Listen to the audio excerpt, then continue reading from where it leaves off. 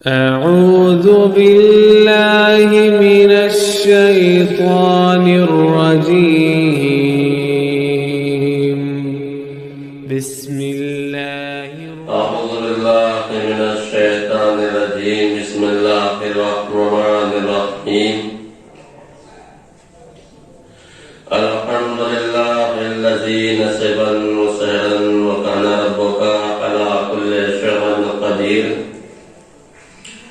وصلى الله على النبي الكريم والذين أذهب عنهم الرجس طهرهم تطهيرا اللهم صل على محمد وزيره ووصيه وخليفته وصحبه وملائكته اليوم حبه على السهر والغاب وخاتم النبيين والمرسلين جد الإمام الحسن إمام حسين يا ابن علي بن أبي طالب غالب كل غالب مولانا ومولى الثقلين قلب القاسم محمد اللهم صل على محمد وعلى محمد وعلى الطيبين الطاهرين المعصومين المظلومين وقال الله تبارك وتعالى في القرآن الكريم والفرقان الحميد وخطابه العظيم وعزه الصادقين وقول الحق بسم الله الرحمن الرحيم الف لام میم ذلك الكتاب لا ريب فيه هدى للمتقين الذين يؤمنون بالغيب صلى محمد اللهم صل على محمد وعلى محمد بارد المانی اور سید الشہداء حضرت امام حسین مظلوم کربلا علیہ السلام اور محبان حیدر کرار علی بن طالب غالب کل غالب مولا آپ کی تمام نیک حاجتوں کو پورا فرمائے آپ کی تمام مشکلوں کو حل فرمائے یقیناً یہ ہے کہ جو دعا فرش مانگی جاتی ہے وہ دعا قبول ہوتی ہے فرش حضرت دعا مانگی ہوئی کبھی رد نہیں ہوتی اور یہ صدقہ ہے زینب عالیہ کا کہ جو ہمیں فرش رضا نصیب ہو گئی بے شک ورنہ جس وقت امام حسین علیہ السلام کی شہادت ہوئی تھی اسی وقت عرش کے اوپر فرش رضا بچ چکی تھی یہ تو زینب عالیہ نے فرش کے اوپر زمین کے اوپر فرش رضا بچھا کے اور ہم پر ایک کرم کر دیا کہ آج ہمیں یہ شرف حاصل ہو گیا اور یہ آیت قرآنی ہے جس کی تلاوت کرنے کا میں نے شرف حاصل کیا ہے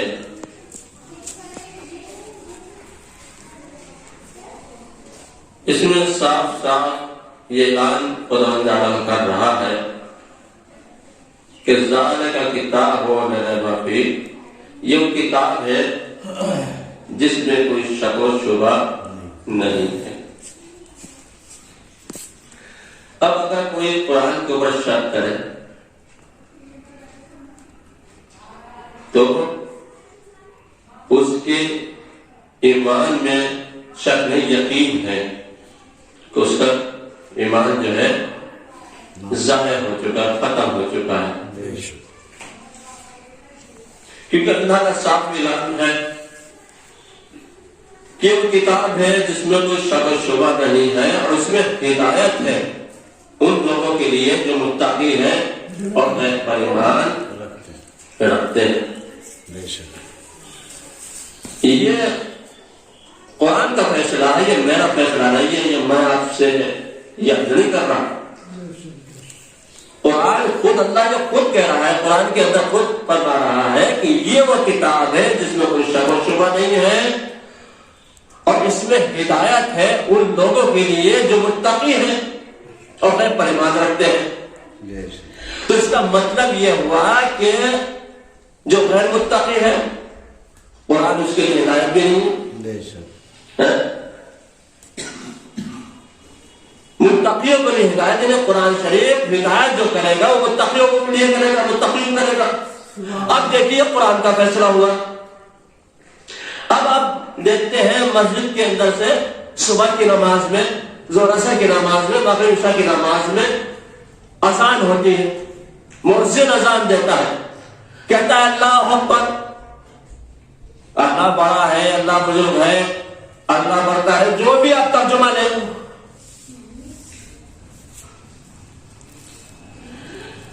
اس کے بعد اس نے کہا اشہد ان لا الہ الا اللہ,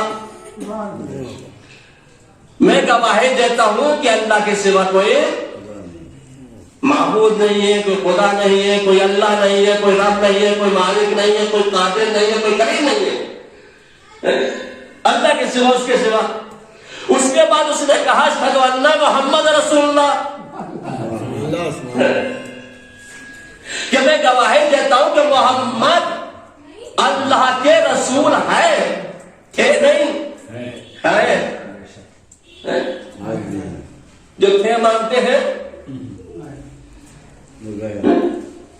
یا ہے محمد اللہ کے رسول ہیں. اب اس کے بعد اس نے کہا اشہد ان امیر المومنین و امام المتقین. کیا ترجمہ ہے؟ کہ میں گواہی دیتا ہوں کہ مولا کائنات مومنوں کے امیر ہے, وہ امام المتقین اور متقیوں کے امام ہے.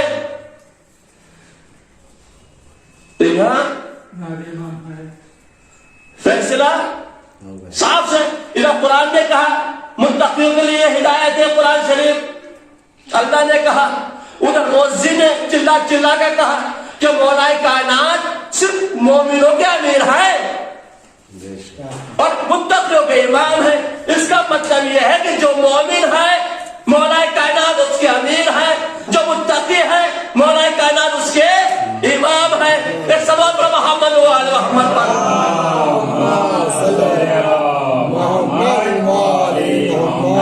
مولا کو اپنا امیر بنانا ہے تو مومن بننا پڑے گا, امام بنانا ہے تو متقی بننا پڑے گا.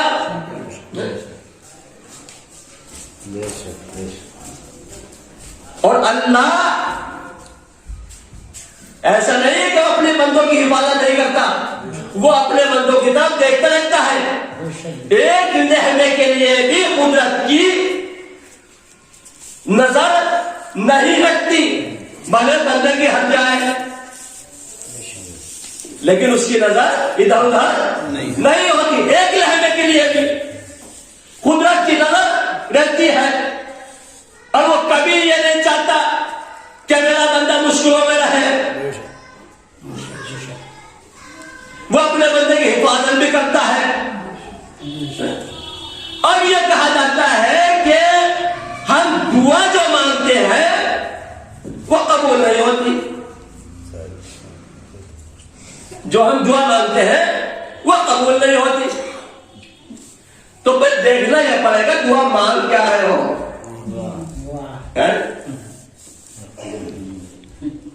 کیا دعا مانگ رہے ہو؟ کسی کی بربادی کے لیے تو نہیں ہے, کسی کو اذیت دینے کے لیے نہیں ہے, کسی کو تباہ کرنے کے لیے تو نہیں ہے.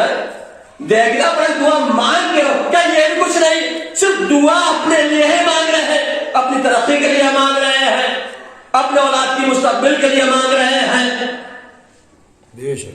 صرف یہ دعا ہے تو وہ سمجھ دعا ہے, وہ دعا کا سننے والا ہے. ایسا تو نہیں کہ دعا نہیں سنتا, سنتا ضرور ہے, لیکن اب دعا قبول کیوں نہیں ہوتی؟ اب یہ وہ جانتا ہے, ہم نہیں جانتے. لیکن ایک مثال سے اس بات کو واضح کر دوں آپ کے. مثال کے طور پر مثلاً خدا نخواستہ کسی کا بچہ بیمار ہوا, اب وہ شخص اپنے بچے کو لے کر ڈاکٹر کے پاس پہنچ گیا. ڈاکٹر نے بچوں کو چیک کیا اور چیک کرنے کے بعد دوا لکھی.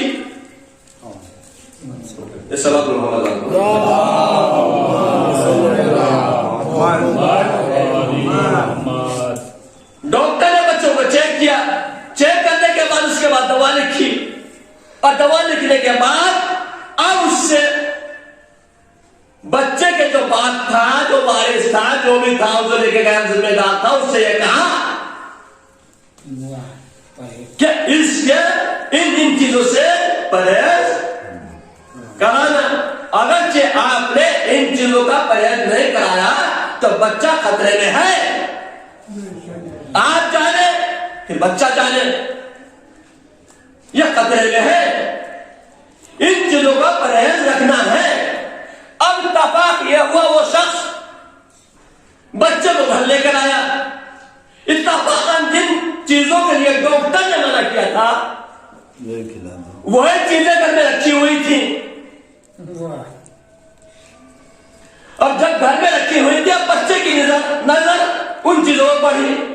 جیسے پڑی, بچے نے مانگنا شروع کی. آپ نے نہیں دی, اس نے نہیں دی.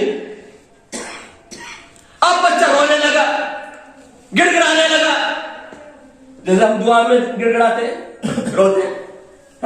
اب بچہ رونے لگا, گڑ گڑانے لگا. اب بچہ خوب گڑ گڑا رہا ہے لیکن وہ نہیں دیتا. اگر اس نے دے دی تو اب یہ بتائیے کہ اس نے بچے سے محبت کی یا دشمنی؟ نہیں کی تو محبت صاف صاف فیصلہ ہے.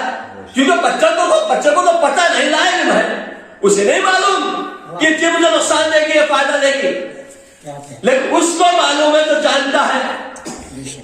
تو بچوں کو نہیں دی تو محبت اور دے دی تو دشمنی. بس یہی معاملہ ہمارا ہے. جب ہم دعا مانگتے ہیں تو ہمیں تو نہیں پتا جو چیز سے مانگ رہے ہیں وہ ہمارے لیے فائدہ مند ہے یا نقصان دہ, لیکن وہ پروردگار جانتا ہے کہ میرے بندے کے لیے نقصان ہے یا فائدہ. اگر فائدہ ہوتا تو دے دیتا ہے, نقصان ہوتا تو نہیں دیتا ہے. اے سلام پر محمد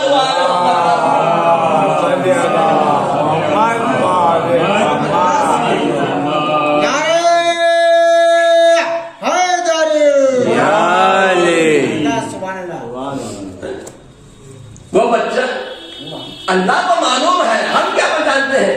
ہم جو چیز مانگ رہے ہیں کیونکہ وہ حفاظت کرنے والا ہے.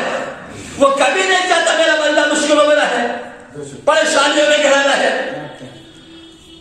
وہ کبھی نہیں چاہتا. اللہ چاہتا ہے اپنے بندوں کی حفاظت کرتا ہے. ایک تو وہ خالق و مالک جو پوری کائنات کی حفاظت کرتا ہے, اپنے خاص بندوں کی حفاظت کرتا, بندوں کی حفاظت کرتا ہے. لیکن تاریخ میں ایک شخص ایسا نظر آیا ہے جس نے اس کے نبی کی حفاظت کی, جس نے اس کے نبی کی حفاظت کی. وہ ذات کون ہے؟ وہ ذات ابو طالب. تو ابو طالب کا طور طریقہ یہ تھا, جب لوگ محمد کے دشمن ہو گئے تھے تو جناب ابو طالب رات میں جب آدھی رات ڈھل جاتی تھی تو جناب ابو طالب محمد کے بستر سے محمد کو اٹھاتے تھے اور علی کے بستر پر لٹا دیتے تھے, اور علی کو اٹھا کر محمد کے بستر پر لٹا دیتے تھے.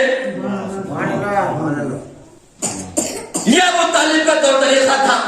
یعنی اگر دشمن آ بھی جائے تو محمد بچ جائے, میرا بیٹا ذبح ہو جائے, قتل ہو جائے, شہید ہو جائے, لیکن محمد بچ جائے. اب یہ بتائیے فیصلہ کر کے آپ کہ تاریخ میں کوئی ایسا چچا ہے, کوئی ایسا چچا نظر ہے جو بھتیجے کو تو بچا لے, اپنا بیٹا قربان کر دے؟ مجھے تو تاریخ میں ایسا کوئی چچا نظر آتا ہی نہیں ہے. لیکن خدا بندی عالم کو جناب ابو طالب کا یہ انداز بہت پسند آیا.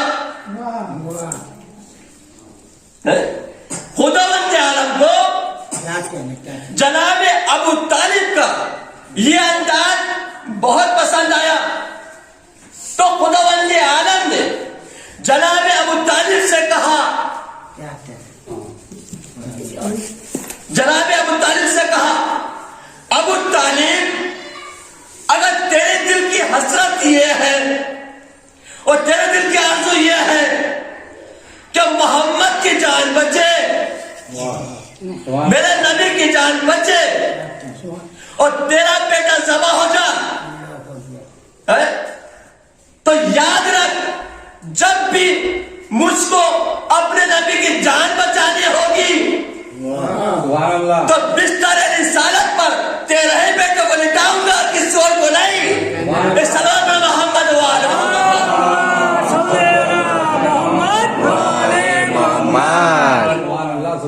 تیرے بیٹے کو لٹاؤں گا۔ اتنا پسند آیا جب کفار محمد مصطفیٰ کے السلام محمد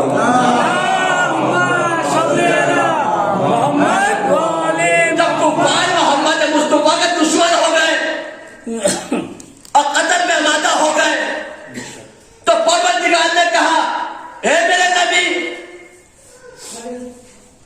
علی کو اپنے بستر پہ لٹاؤ، خود ہجرت کر جاؤ۔ اب مولا کائنات کو بلایا اور بلانے کے بعد مولا سے معلوم کیا، اے علی تم میرے بستر پر سو جاؤ۔ تو مولا کائنات نے یہ نہیں کہا کیوں سو جاؤں، کس لیے سو جاؤں، کیا وجہ ہے، کوئی وجہ معلوم نہیں۔ یہاں تو 10 وجہ پوچھنے معلوم کرنے لگیں گے کہ یہ کیا وجہ ہے، لیکن مولا نے کوئی وجہ نہ پوچھی کیوں سو جاؤں، کس لیے سو جاؤں، کوئی وجہ معلوم نہیں کی، بس ایک بات معلوم کی، اے اللہ کے نبی، اے اللہ کے رسول، کیا میرے سونے سے آپ کی جان بچ جائے گی؟ کیا میرے سونے سے آپ کی جان بچ جائے گی؟ تو رسول نے فرمایا، ہے علی آپ کے سونے سے میری جان بچ جائے گی۔ تو مولا نے جواب دیا، تو پھر ایسی ایسی ہزاروں جانیں آپ پر قربان ہو جائے، کوئی نکلے تو صحیح علی جیسا۔ سلام محمد وعلی محمد پر اپنی جان کو قربان کرنے کے لیے جہاں کفار دشمن ہو گئے ہو اور ننگی تلواریں ہو اور اس کے درمیان علی سوئے۔ اچھا مجھے پورا واقعہ معلوم ہونے کے بیان نہیں کرنا ہے۔ ادھر بستر رسالت پر علی کو سلایا، علی لیٹ گئے، رسول اسلام ہجرت کر گئے۔ اب فرشتوں میں ہلچل مچی، لیکن کسی کو جرأت یہ نہیں تھی کہ پروردگار سے معلوم کر لیتا، پوچھ لیتا۔ ایک مرتبہ سردار ملائک جبرائیل آگے بڑھا اور آگے بڑھنے کے بعد ایک مرتبہ ہاتھوں کو چھوڑ کر کہا، پروردگار پوچھنے کا تو حق نہیں ہے، لیکن معلوم کرنا چاہتا ہوں، تو نے اپنے نبی کو بھیج تو دیا، لیکن اپنے نبی کی حفاظت کے لیے کس کو بھیجا؟ تو خدا بتا سکتا تھا، کہہ سکتا تھا میں نے فلاں کو بھیجا، فلاں کو بھیجا، فلاں کو بھیجا، لیکن کچھ نہیں بتایا۔ کیا کہا قدرت نے کہ جبرائیل خود جا کر دیکھ لے میرے نبی کی حفاظت کون کر رہا ہے۔ اب جبرائیل آتا ہے، آنے کے بعد کیا دیکھا، وہ جو غار تھا، غار کے اوپر اس کے دوانت کے اوپر مکڑی نے جالا تنا رکھا ہے۔ ایک مرتبہ مکڑی سے مخاطب ہوا جبرائیل، مکڑی کیا کر رہی ہے کہ جبرائیل دیکھتا نہیں، نظر نہیں آتا، میں اللہ کے کر رہے ہو.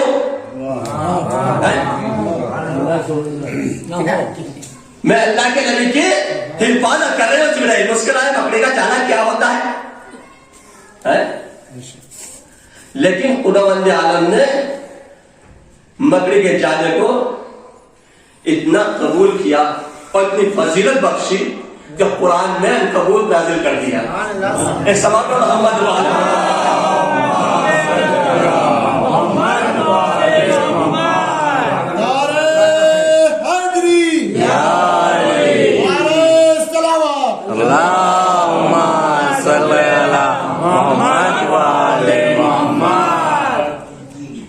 تو مکڑی کیا کر رہی ہے؟ تو جبرائیل تجھے دکھائی نہیں دیتا میں اللہ کے نبی کی عبادت کر رہی ہوں. نصرت کرے.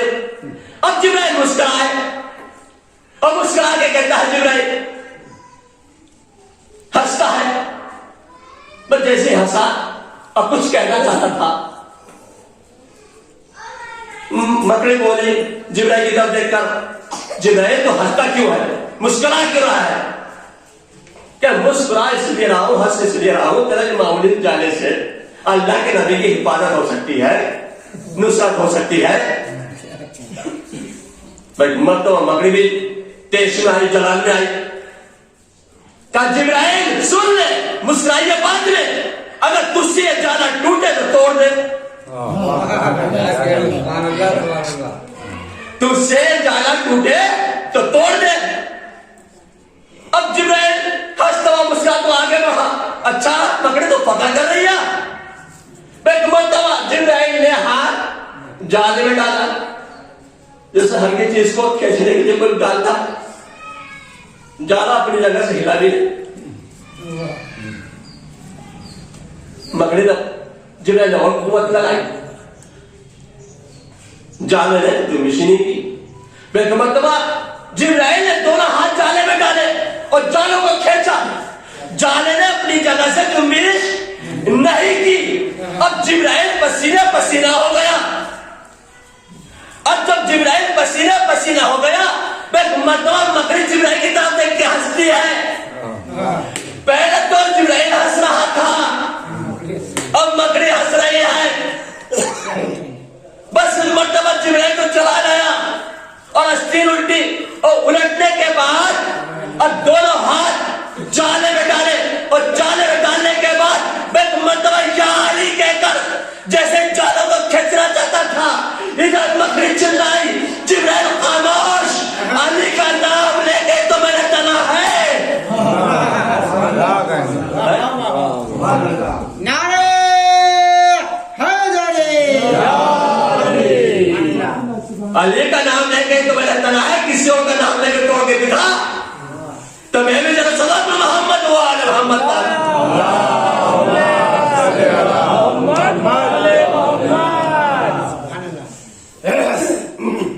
یہ حفاظت کے اوپر یہ مجھے جملہ یاد آ گیا جس کی وجہ سے یہ میں نے بیان کر دیا. مجھے شب حضرت نہیں پڑھنی تھی لیکن یہ ذہن میں جب میں نے کہا تھا کہ اللہ حفاظت کرتا ہے, اللہ مشکلوں کو حل کرتا ہے, وہ نہیں چاہتا کوئی میرا بندہ پریشان رہے.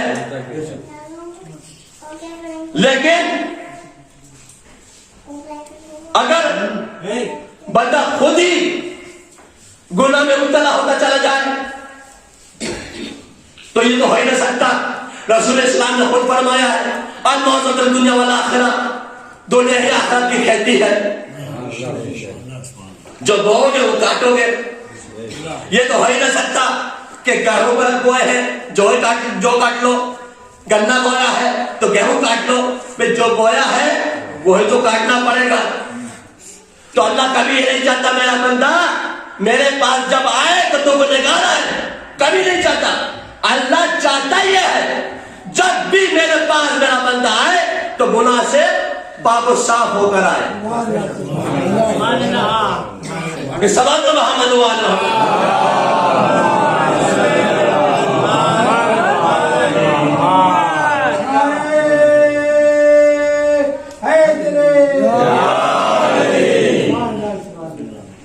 تو ایک شخص مولا کائنات سے معلوم کرتا ہے مولا میں گناہوں میں رہتا ہوں, میں گناہ چھوڑوں تو کیسے چھوڑوں. गुनाह से बच नहीं सकता। तो मौला क्या फरमाते हैं? मौला फरमाते हैं जब तू 20-22 महीने अपनी माँ का दूध पीने के बाद और जब तू जवान हो जाता है और उसके बाद तेरी बूढ़ी माँ तेरे सामने से गुजरती है, कभी तुझको याद आता है कि अपनी इस माँ का दूध पिया करता था? ख्याल करता है?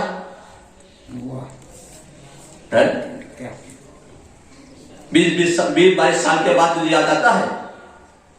बस इसी तरीके से गुनाहों में रहने के बाद गुनाह को छोड़ दे। एक सलात में मोहम्मद वाला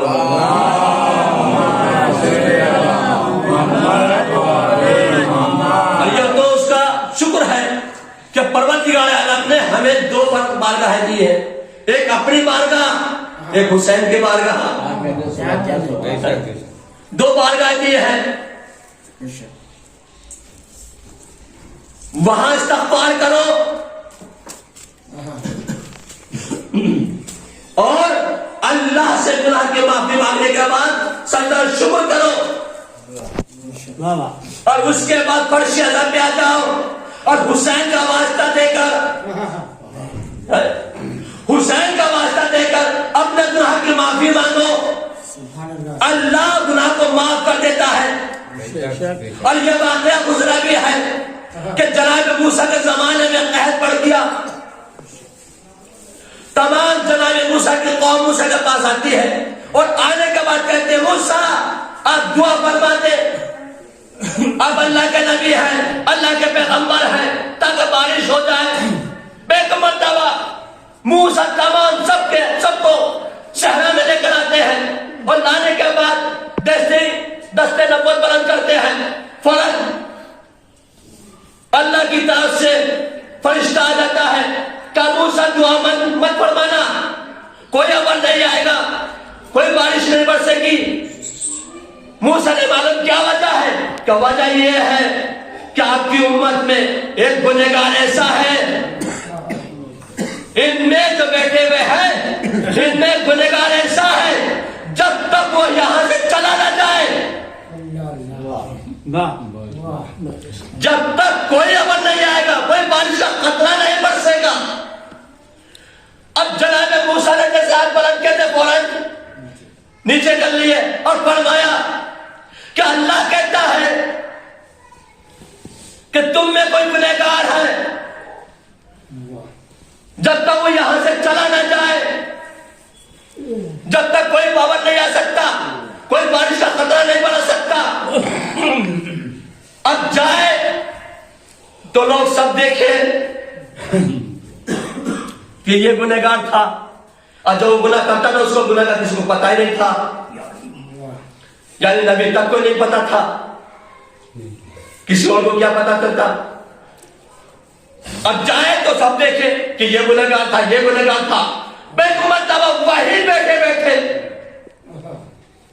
उसने कहा परवरदिगार मेरे गुनाह तू जानता है या मैं जानता हूं, लेकिन मैं अपने गुनाह की माफी मांगता हूं। तू मेरे गुनाह को माफ कर दे। किसके तुफैल में? मूसा के तुफैल में, अपने नबी के तुफैल में। जैसे उसकी आवाज जबान से नहीं दिल से निकली, तो इसका मतलब यह हुआ खाली जबान से निकालना काफी नहीं है जब तक दिल की आवाज नहीं निकले। दिल से निकली, अल्लाह ने उसको उसकी दुआ सुने, उसको गुनाह को माफ किया। अभी मूसा ने अपने दस्ते नबूवत बुलंद नहीं किए थे, अब आने लगे, बारिश का सार होने लगे। मूसा ने देखा, कहा परवरदिगार तूने कहा था गुनहगार है, तूने कहा था गुनहगार है, ये जो गुनहगार था तो गया ही नहीं। ये अमल कैसा, ये बारिश का सार कैसे? कहा मूसा सुनो, जो गुनहगार था نے استغفار کی، میں نے اس کے استغفار کو قبول کیا. اور موسیٰ سنو تمہارے طوفان مانگی کا پروردگار بتا تو دے تھا کون؟ کہا نہیں موسیٰ میں نہیں چاہتا کہ میرا بندہ موسیٰ کے سامنے شرمندہ ہو. میں نہیں چاہتا میرا بندہ تمہارے سامنے شرمندہ ہو. تو اللہ نہیں چاہتا جو اس کا بندہ گنہگار ہو کسی کے سامنے رسوا ہو یا شرمندہ ہونا پڑے. جب ایک گنہگار وہی بیٹھے بیٹھے موسیٰ کے طوفان میں اپنے گناہ بخشوا سکتا ہے تو جو فخر موسیٰ ہو حسین علیہ السلام پر محمد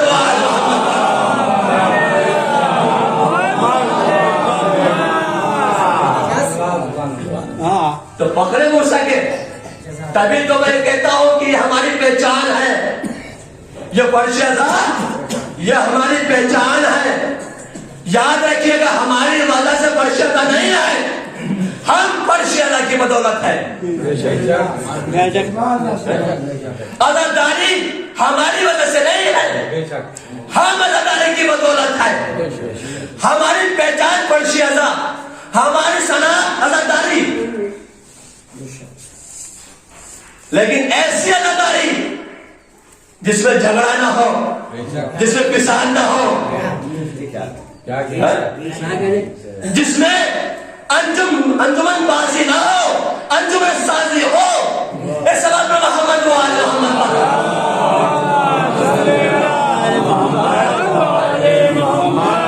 حسین ایسے ادارے کو قبول کریں گے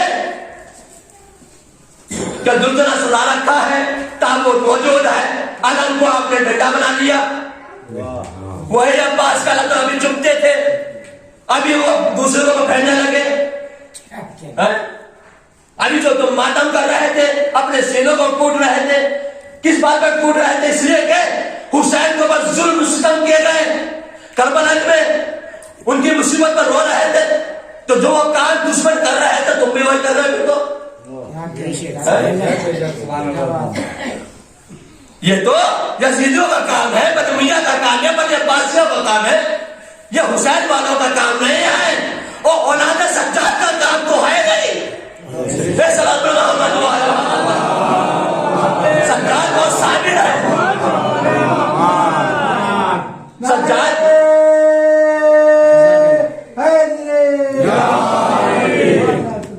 سجاد بہت صابر ہے. تو ہمارے اندر صبر پانا چاہیے جس سے ہم پہچانے جائیں یہ نام سجاد کی اولاد ہے، یہ حسین والے ہیں، یہ پہچان ہے. میرے بھائیوں میرے عزیزوں میرے بزرگوں، آج پہچان، پہلے پہچان پتھر بھی نہیں تھا.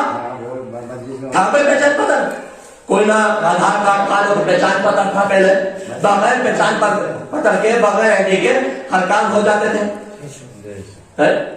ریزرویشن ہو جاتا تھا، ٹکٹ مل جاتا تھا، بینک میں اکاؤنٹ بھی کھل جاتا تھا.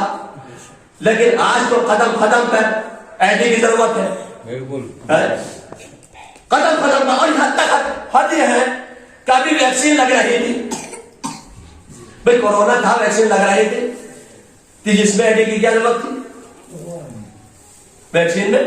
لیکن یہاں بھی آئی ڈی کی ضرورت ہوگی کہ بغیر آئی ڈی کے ویکسین ہی نہیں لگ سکتی. آخر سرکار سے معلوم کیجیے پہلے ایسے کیوں؟ سرکار کی آنکھیں اب کھلی ہیں،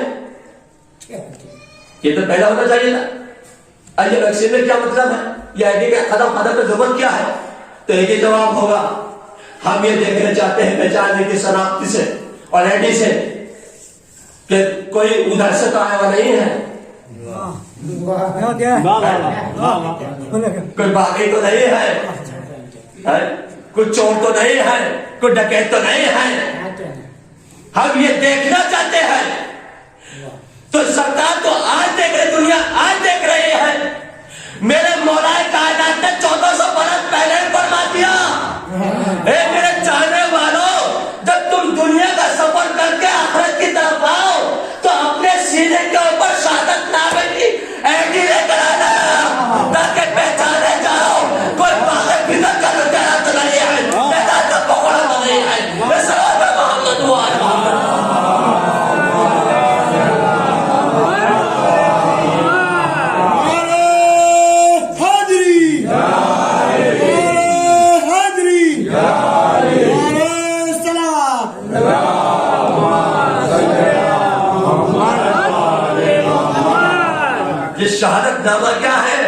یہ پہچان ہے کہ کسی نے حق زہرا تو نہیں کھایا, زہرا کا حق کھانے والوں میں تو نہیں ہے, قاتل امام حسین میں تو نہیں ہے. یہ پہچان ہے اس بات کی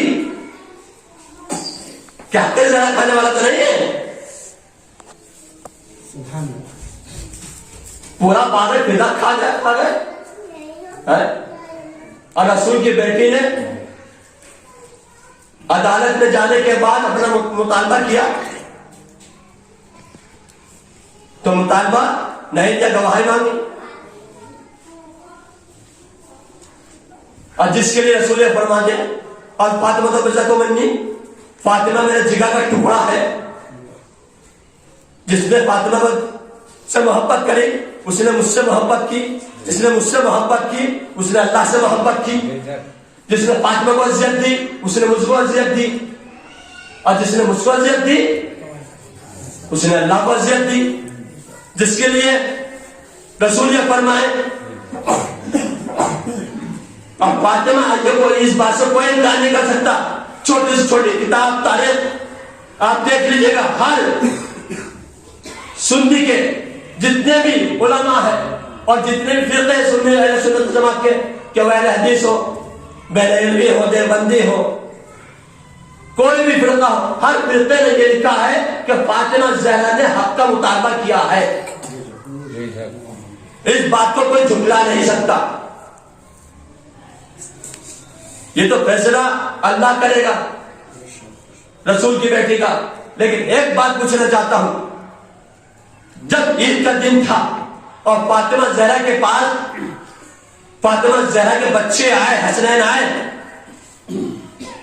اور فرمایا اماں ہمارے کپڑے کہاں ہیں, کب عید کا دن ہے, کہا بچوں تمہارے کپڑے درزی کے یہاں ہیں. اب ایمان سے بتائیے, کوئی چھوٹی چھوٹی کتاب لے آئیے, تاریخ لے آئیے کہ زہرا نے کپڑے خریدے تھے, درزی کو دیے تھے.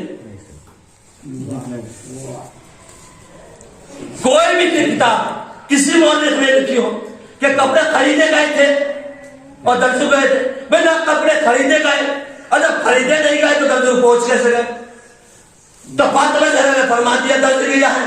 اب یہ بتائیے کہ درزی آیا نہیں آیا؟ درزی آیا نہیں آیا؟ جبرائیل رضوان جنت درزی بن کر آیا. یہ کیا تھا فاطمہ زہرا کا؟ یہ وعدہ تھا. فدا کیا ہے؟ دعویٰ ہے. دعویٰ کیا تھا نا فدا, فاطمہ زہرا کا یہ وعدہ تھا اور وہ دعویٰ تھا. تو آپ خود فیصلہ کر کے بتائیے گا, جس کا وعدہ اتنا سچا ہو کہ کپڑے درزی کے نہ ہو اور درزی کپڑا لے کر آ جائے تو اس کا دعویٰ کتنا سچا ہوگا. ایک سوال میں محمد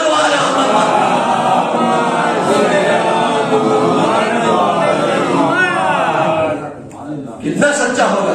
وہ فاطمہ زہرا رسول کی اکلوتی بیٹی جس کو جینے بھی نہیں دیا, جس کو اپنے بابا کے اوپر رونے بھی نہیں دیا. تاریخ یہ بتاتی ہے کہ رسول کی وفات کے بعد صرف 75 دن فاطمہ زہرا زندہ رہی.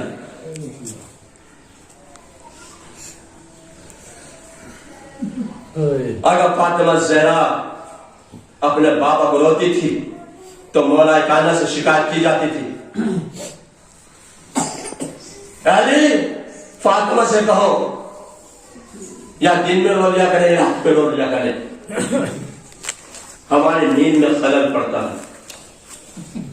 شاید رسول کی بیٹی کے لیے کون خاتون ہے جو 18 سال کی عمر میں بڑھاپا ہو گئے, بال سفید ہو گئے ہو, سب کے بال 18 سال کی عمر سے. کلادارو, مجھے تاریخ میں 3 ایسے منظر نظر آئے ہیں کہ جن کے اوپر خون کے آنسو روئے جائیں تو کم ہے. ایک فاطمہ زہرا جب دنیا سے رخصت ہو گئی، عزاداروں اور مولا کائنات فاطمہ زہرا کو غسل دینے کے لیے آگے بڑھے اور جسم سے پناہان اتارا، ایک مرتبہ مولا کائنات کی نگاہ فاطمہ زہرا کی ٹوٹی ہوئی پسلی میں پڑ گئی۔ مولا کائنات نے چیخ بلند کی اور بے ہوش ہو گئے۔ اللہ تعالیٰ جب ہوش میں آئے تو سلمان آگے بڑھے، کہا مولا میں نے کبھی آپ کو اتنا کمزور دل نہیں پایا، مولا آخر آپ نے چیخ کیوں بلند کی تھی؟ کہ سلمان کبھی بھی دختر رسول فاطمہ زہرا نے مجھ سے نہ کہا اے علی ارے میری پسلیاں ٹوٹ گئی۔ عزاداروں، اور دوسرا موقع وہ تھا جب آپ کا پانچواں امام آپ کے چوتھے امام کو غسل دے رہا تھا، غسل دینے کے لیے آگے بڑھے اور جیسے جسم سے کرتا اتارا ہے، ایک مرتبہ پانچویں امام کی نگاہ سید سجاد کے جسم پر پڑے اور پانچویں امام نے چیخ بلند کی اور بے ہوش ہو گئے۔ اور جب ہوش میں آئے تو لوگوں نے معلوم کیا مولا یہ آپ نے چیخ کیوں بلند کی تھی، اس کی وجہ کیا ہے؟ ایک مرتبہ مولا نے فرمایا ارے ہائے میرے بابا نے کبھی نہ کہا اے باقار ابھی تو زخم وہ کرے گا زخم، وہ بیڑیوں کے زخم تازے ہیں۔ اجرکم من اللہ۔ عزاداروں، تیسرا موقع وہ تھا کہ حسین کے سینے پر سونے والی سکینہ جب دنیا سے رخصت ہوئی اور ہائے بابا کہتے ہوئے رخصت ہو گئے، ارے شام میں قرآن بپا ہوا، ایک مرتبہ غسالہ کو بلایا گیا، وہ غسالہ آئے، ایک مرتبہ جیسے جناب سکینہ کے کرتے کو ڈالنا چاہا، جناب سکینہ کی کھال کرتے کے ساتھ ساتھ سمٹنے لگی۔ غسالہ نے یہ منظر دیکھا، چیخ مارے بے ہوش ہو گئی۔ عزاداروں، جب ہوش میں آئے بیگم مرتبہ غسالہ جناب زہرا سے معلوم کرتی ہے اے بیبی یہ بتا دیجیے گا کیا یہ بچے کسی بیماری میں مبتلا تھی؟ عزاداروں، زینب طرف گئے، اے غسالہ ایسا مت کہو، ارے میرے بچے کسی بیماری میں مبتلا نہیں تھی، ہائے شیرے کے تازیان ہیں، میرے بچے نے دیکھا ہے۔ اجرکم من اللہ۔ عزاداروں، مصیبت سکینہ بیگم مرتبہ زینب نے بیان کرنی شروع کی، اے غسالہ جہاں قیدی بنا دیے گئے، کربلا سے کوفے سے شام، ارے سکینہ بار بار ناخے سے گر جاتی تھی، سکینہ بار بار ناخے سے گر جاتی تھی۔ بیگم مرتبہ سے بھی نویل کہتا ہے اے شیرین ارے سکینہ بار بار ناخے سے گر جاتی ہے۔ بیگم مرتبہ شیرین نے کیا کہا، اس کا انتظام میں کر دیتا ہوں۔ عزیزو، اے سکینہ کے جانے والوں، شیرین نے کیا انتظام کیا، ایک رسی منگوائے، ایک چلاک ناکہ منگوایا، بیگم مرتبہ سکینہ کو اونٹ کی پیٹھ پر لٹا کر رسی سے باندھنا شروع کیا،